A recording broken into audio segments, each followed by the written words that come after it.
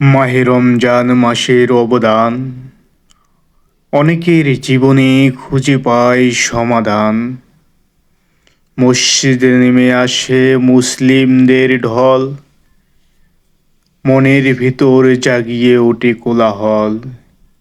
একই সুরে গিয়ে যায় আল্লাহর গুণগান, গর্বে ভরে যায় হাবিবে মোহাম্মদের প্রাণ। রমজান মাসে রোজা রেখে দিন শেষে ইফতারি সামনে রেখে অনেকে একসঙ্গে বসে সুবহানাহু আল্লাহকে ভালোবেসে শুকরিয়া আদায় করে মুসলিম খালেজ দিলে।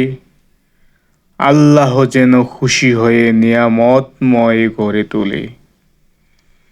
রমজান মাসে রোজা রেখে শরীর শুকালে অনেক রোগ ব্যাধি থেকে মুক্তি মেলে।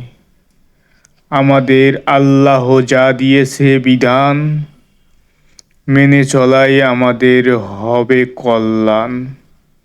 রমজান মাসে শয়তানের হাতে পায়ে বেরি, যত পারো নেকির খাতা করে নাও ভারী। অদম হাসু বলে মানুষ হয়ে করিও না বাড়াবাড়ি। এতক্ষণ সাথে ছিলাম আমি আপনাদের সচেতন বন্ধু কাঙালি কবি অদম হাসু।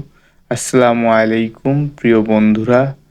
বাঙালি জাতিকে সচেতনের লক্ষ্যে কবিতা, গল্প, আলোচনা, আবৃত্তির মাধ্যমে বর্তমান সমাজের বাস্তবতাকে তুলে ধরব এবং নতুন প্রজন্মকে বাংলা সাহিত্যিক চর্চার মাধ্যমে সত্যের পথ অনুসরণ করার জন্য চেষ্টা করব। আশা করি পাশে থাকবেন।